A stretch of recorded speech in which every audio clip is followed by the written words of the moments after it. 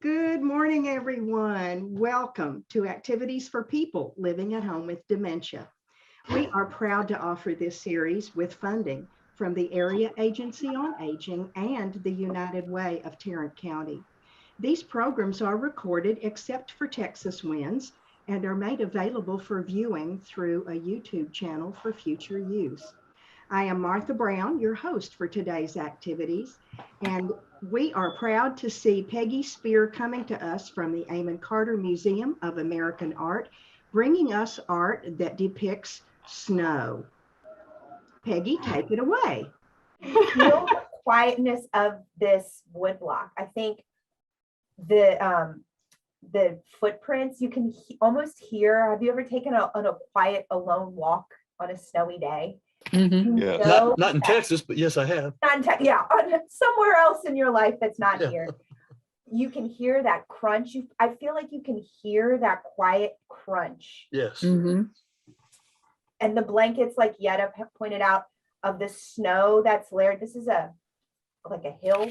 The artist is from Pennsylvania and was very inspired by his family, the nature, the farm he grew up on and lived on.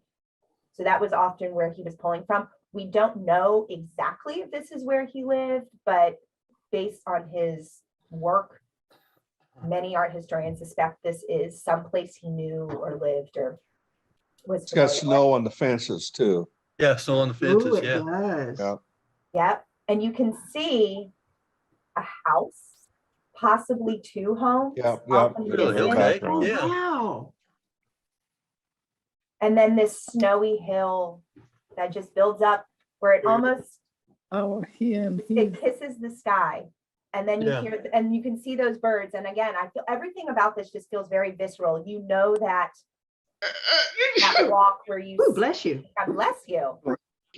Where you know you're not alone because the birds are overhead, but it's quiet. They're, you're not interacting in any way, but you're out there convening in nature together.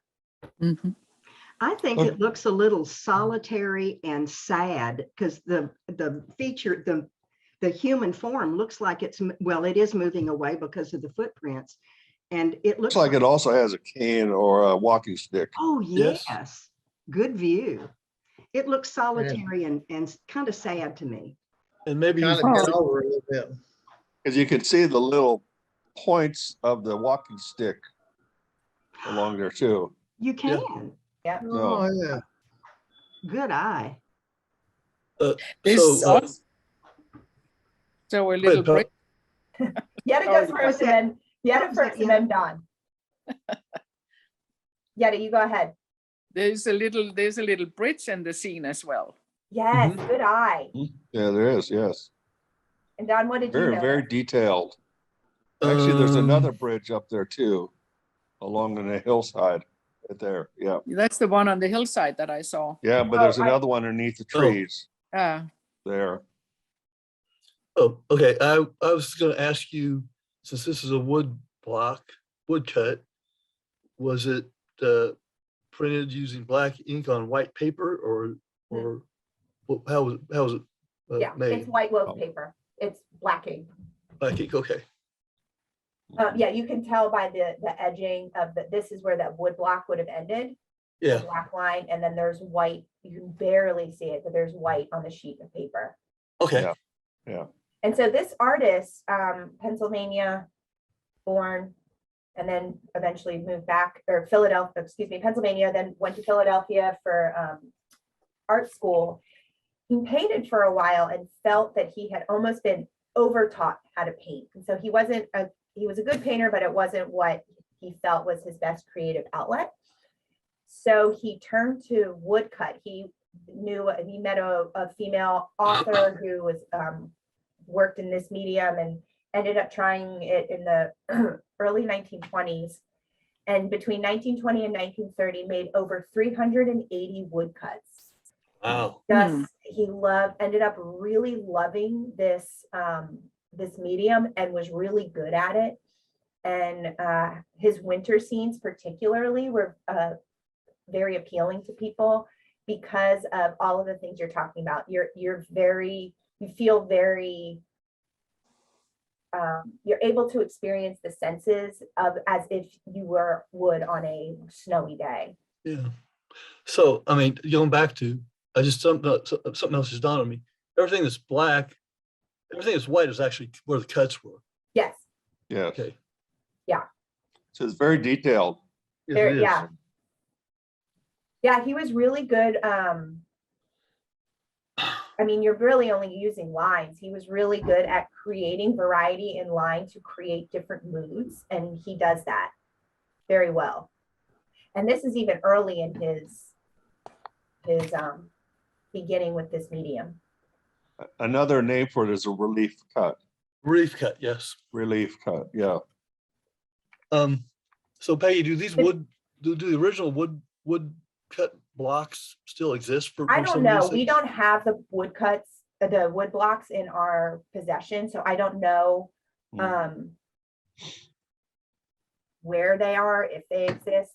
These weren't done on metal, so oftentimes wood blocks, and I don't know what his practice was, but wood blocks would be either, you know, shaved down and repurposed or just striped through so no one can replicate. So I don't know what happened to his Okay. wood blocks. I mean, I don't know what this was used for. Was it used for commercial release? So Or? this particular one was used in a magazine called The Century. It was a monthly magazine, and it was this monthly magazine had journalism, literature, poetry, graphic art, this kind of thing. So this particular one appeared in a circulated publication. All right, so I feel like this is a very moody print. And this particular one, it's got good size. It's 11 by 9, I think I wrote, or 11 by 7. So it's pretty good. Wow. This next one, our good friend Elliot Porter. And so, you know, there isn't much written about this particular artwork. Gosh, he's taken so many photographs. I don't think something can be written about every single one of his artworks, but this is just so classically Elliot Porter. And knowing we've seen so many Elliot Porter photographs in the past, I know, Martha, you're a big fan of his. Is there anything that kind of jumps out as you as it being an Elliot Porter? There's an angel service. I'm sorry, the color. The color, yeah, Yes. very saturated. Is someone at Martha's house? No. It sounded like someone going, "Hi, Martha." No. That was one of the nurses going down the hall. Oh, Okay. Dusty's the one with the weird sound. The color just jumped out at me, and of course I Yeah. went straight up, and yeah, of course it's Elliot Porter. yeah. Yeah. Yeah. I mean, the color of the water, even though it's colored blue, I mean, that just means that it gives it the feel that the ice is just melted. And I don't know if that's a false color or how she created that color. Elliot Porter, though, his printing or his development process that is what allowed him to create these extremely saturated colors. Okay. So that's kind of like Martha was speaking to. His colors are usually very dense, very rich colors in his photographs, and that's just the printing process he uses. So this blue, it looks like it's a frozen lake because there's that powder of, you know, the dusting that's rested on the ice. But like the other woodcut we just looked at, I feel like you can feel the puffiness of the snow. Like if you were to be walking up to that, you know exactly that feeling of trudging in fresh powder. And I feel because of how puffy and how it just feels like you know exactly what that snow would feel like if you were to walk on it. And so this was taken in upstate New York. I can hear the crunch. Yeah, you can hear the crunch. And like that, to me, this looks like a champagne snow, that like real powdery snow. I don't know. It could be the kind that kind of has the sheet of ice on the top where you can hear that crunch coming through. Yeah. But you know, like if you are going snowshoeing or just out on a winter hike, this is such a, and especially alone, you get the sense that this is just a quiet moment the artist is having, Mhm. because we don't see any footprints. We're not focusing on everything else around us. It's almost immediately what you would be seeing if you were walking on this path alone. Even snow, if it doesn't have to be powder, it doesn't have to be ice crunch. If it's packed snow, you still hear the sound Yes. Yeah. Yep. on it. Yeah. And that feeling of lifting your foot out of the fresh powdered snow, you know, that trailblaze feeling of you really got to lift your foot up to keep that fresh powder Like from walking slowing in you down. water. Yeah. Yes. Yes, Yeah. exactly.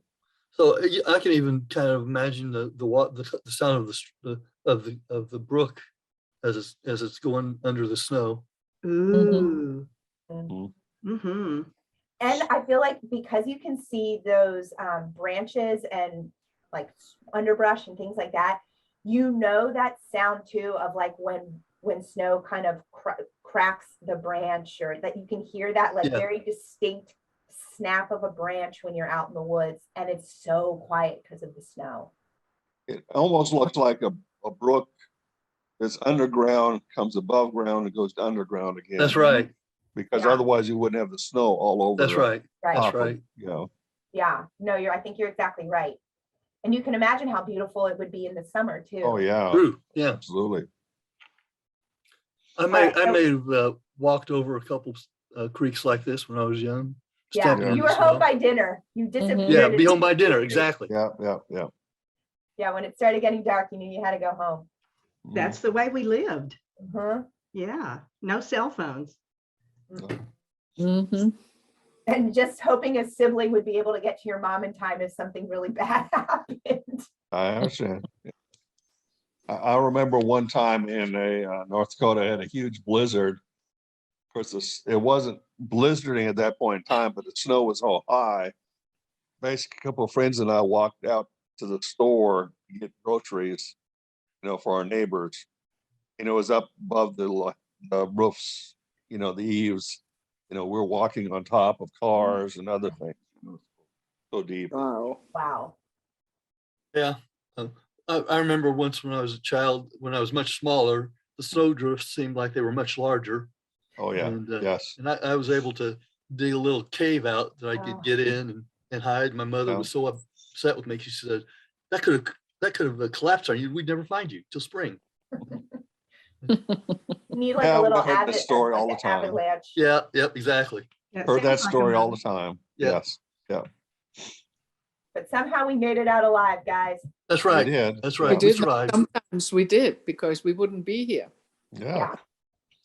We're the generation of those who drink water out of a hose and cars That's right. without seat belts and Had lead all paint on sorts the of things. Yeah. windshields. Yeah. Yeah. Mhm. Right in the back of the truck. That's right. Yeah. Yes. Eat raw eggs. Ooh. Yes. Raw eggs. That's right. Yeah. Isn't it funny when you think of some of those things now and you're like, oh my God, like what were we thinking? Smoking in bars was a big one. I can think of like in recent history where in college and graduate school, everyone smoked in bars. And now, could you imagine someone smoking at the table went over from you? It would be wild. Or on the airplane, it would be nuts. Well, the tobacco industry had its hands on just about everything, even promoting that smoking was good for you. Mhm. At one point. 4 out of 5 doctors. Yeah, 4 out of 5 doctors. That's exactly right, Martha. That's how they presented it. Uh-huh. 5 out of 5. All right. Well, we're leaving this peaceful Adirondack brook to go to a kind of hectic feeling scene, an American farm scene. It's a lithograph. Courier knives. Courier knives. Yep, exactly. So this is a totally different feel. I mean, like here you feel the quietness and the ability to just kind of contemplate nature. Here it's like living in what this environment looks like. Yeah. Mhm. So what do we see going on? Looks like a farm where they're taking probably freshly milked cow milk somewhere. So in the front, this 2-horse carriage or sleigh has Right, yeah. cans of milk. Mhm. We've got some ice skating. Ice things skating, happening. yes. Mhm. You don't You have to got- worry about it spoiling. Say that again, Dusty? So they don't have to worry about it spoiling. It almost looks, I'm looking at the barn. The guy's holding up, I think, a chicken or something. A turkey. Yeah, he's holding up Or something there, turkey. yeah. Yeah, He's pluming, what is it called? Pluming a turkey? yeah, Plucking a turkey?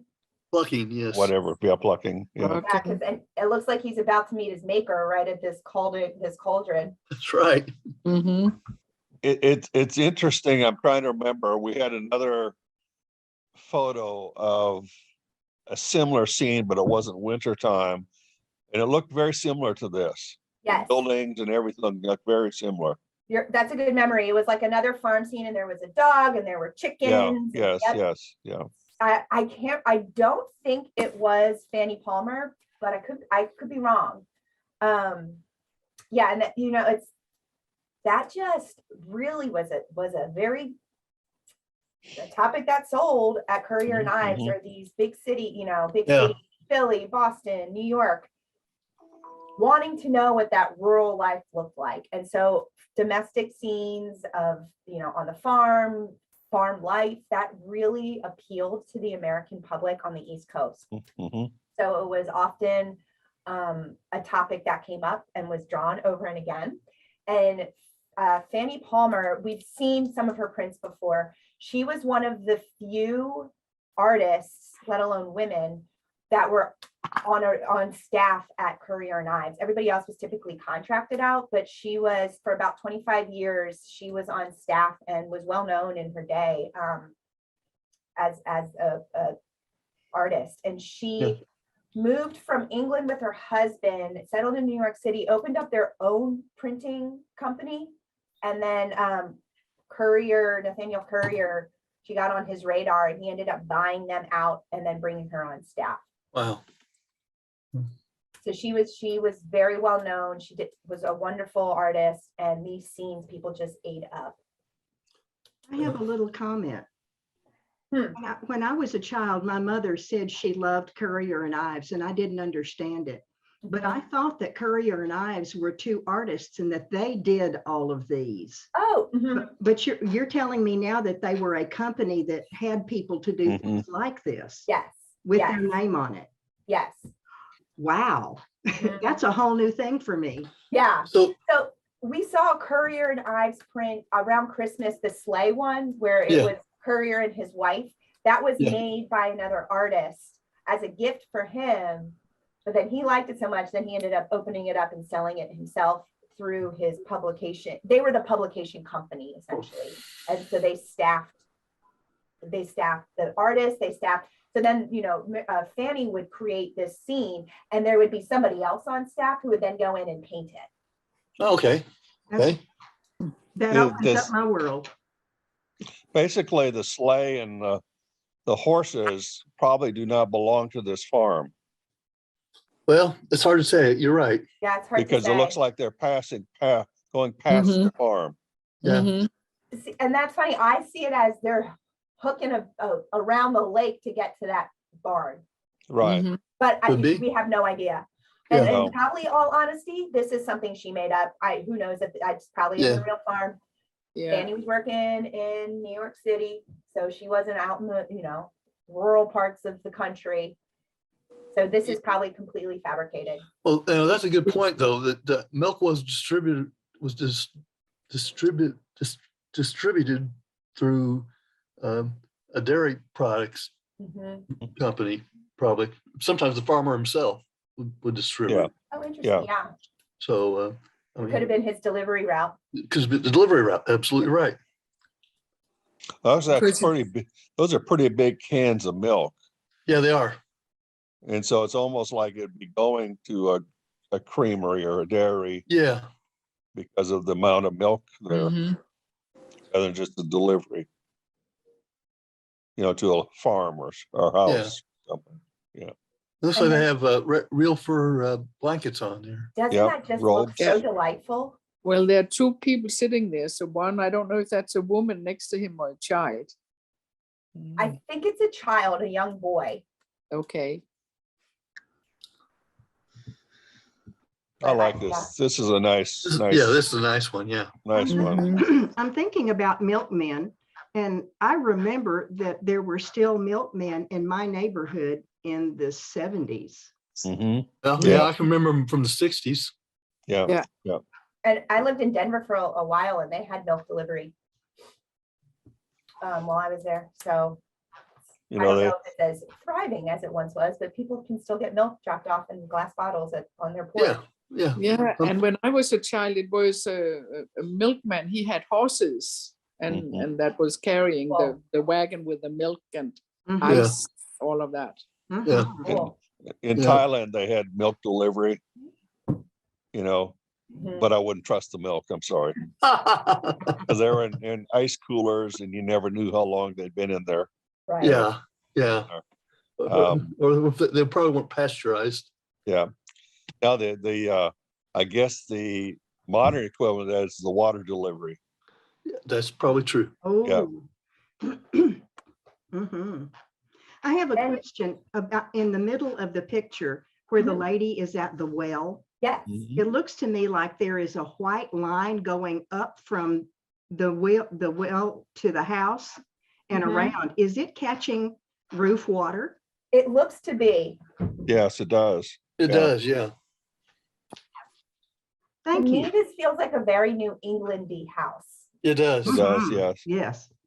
which I'm That's- sure she had exposure to at some point. This doesn't to me feel like the Midwest. It feels very New England to me. Yes, it does. Yeah. A salt box style house. Yeah. I love it.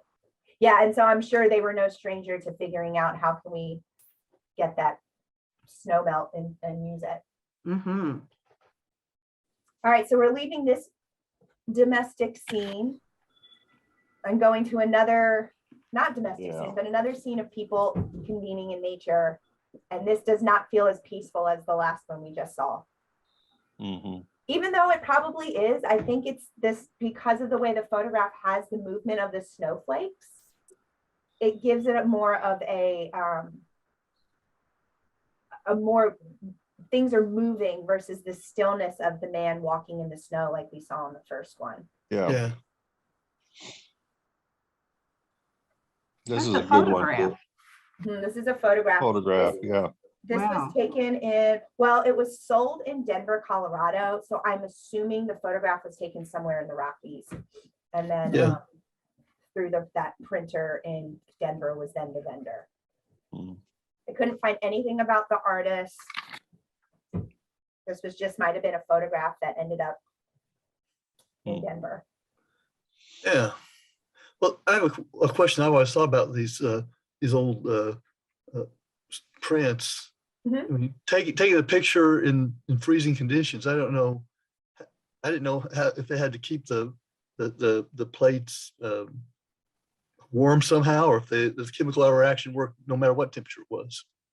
Yeah, I don't know enough. I mean, gelatin silver print is a practice that was still used today. I mean, if you see black and white, it's almost always gelatin silver. So this practice, I'm sure refined over time, but I think it was one of the maybe less work intensive. I Okay. think you can develop it back at the in a studio versus having to do all that agitating out Okay. on Okay. the That animal. makes sense. But I'm sure they weren't the lightest cameras. I'm sure they were still very fragile. And so, I mean, imagine keeping all of that safe enough on a donkey or a horse Yeah. in the snow, in the mountains. But Strong there's horse. something, oh, go ahead. What were you gonna say? Strong horse. Yeah.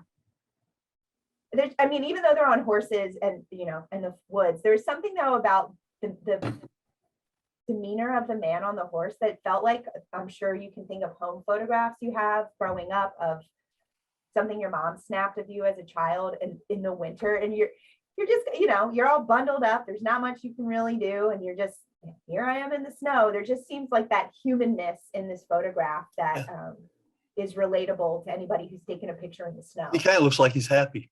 Yeah, doesn't he? He has a Mhm. little bit of a smile to him. gelatin silver basically was an improvement. When they did the wet plate process, they had to expose it immediately. And so the gelatin silver basically allowed them to have the plates coated Yes. and then store them Yeah, and then expose them. okay, They could have them like in a storage container box or something like that, have them all ready to go. Just pull it out and stick it in and expose it. And so Denver is where these pictures were then being developed. All right, well, those are our, I think that's it. Yeah, those are our snowy images for today. We won't be seeing any types of snow like that, but stay warm out there. And then next week we are looking at images of the rodeo because it is rodeo time. that's right, stock show. Yeah, we are directly across the street from the stock show. So we are living the rodeo every single day over here. So, All right. all right, friends, be good. I'll see y'all Bye. next week. All right, I gotta bye-bye. go. Thank you, Bye-bye. Peggy. Bye, Peggy. friends.